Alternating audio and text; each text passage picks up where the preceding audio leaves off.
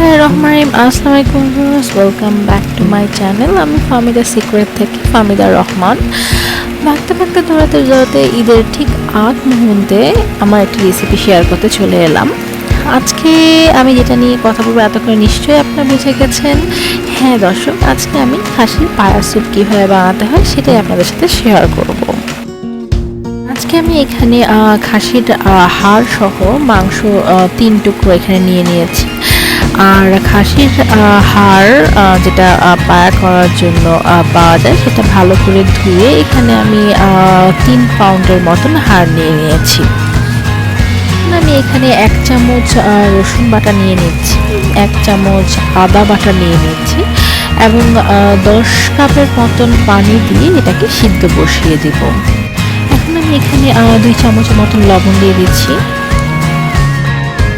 10 minute পরে আমি পুরো পানি ফেলে আবারও এখানে 1 চামচ আদা, 1 চামচ রসুন বাটা এবং 1 কাপ পরিমাণ পেঁয়াজ কুচি কুচি করে কেটে আমি নিয়েছি। এখানে আমি কোথায় কি ব্যবহার করছি সব ডেসক্রিপশন বক্সে আমি লিস্ট ধরে দিয়ে দিব।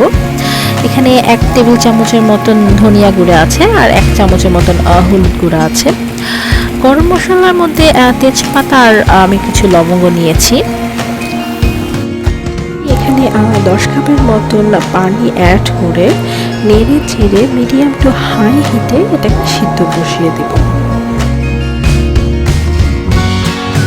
ঠিক 1 ঘন্টা পরে এখন এই হলো পায়ের অবস্থা। এখন আমি এটাকে আবারও নেড়ে নিচ্ছি।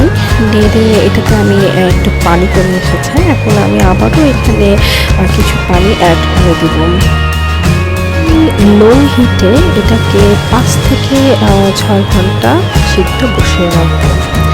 এখন ঠিক 5 ঘন্টা হয়ে গেছে। আমি সব তেজপাতাগুলো উঠিয়ে নিচ্ছি এখান থেকে।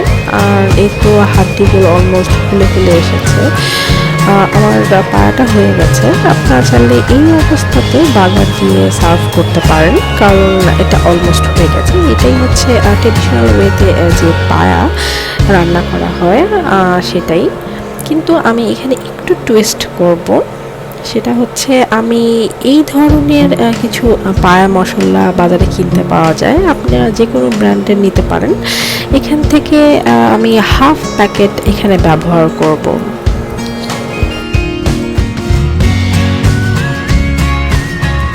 এটাকে নেড়ে চেড়ে 10 মিনিটের জন্য চুলায় বসিয়ে রাখবো। ঠিক অন্য প্যানে 3 টেবিল চামচের মতন আমি ঘি নিয়ে নিয়েছি। এখানে 2 টেবিল চামচের মতন আমি রসুন কুচি নিয়ে নিচ্ছি। রসুন যখন ঠিক ব্রাউন কালার হয়ে আসবে এরকম, তখন এখানে আমি কিছু পেঁয়াজ কুচি নিয়ে নিচ্ছি। রসুন যখন এরকম বাদামি কালার হয়ে আসবে তখন এটাকে আমি নেহারির উপরে দিয়ে দিব।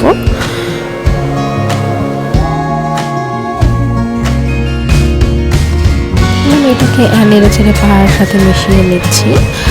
আর 1 টেবিল চামচের মতন লেবু আমি এটার উপরে দিয়ে দিব। এটা আমার পায়া হয়ে গেল। দেখে নিশ্চয়ই বুঝতে পারছেন এটা কতটা ইয়ামি হয়েছে। আসছে কোরবানিতে নিশ্চয়ই আমার এই রেসিপিটা আপনাদের একটু হলেও উপকারে আসবে। আবার নতুন কোনো রেসিপি নিয়ে আবার চলে আসবো। আর যেতে যেতে সবাইকে ঈদ মোবারক।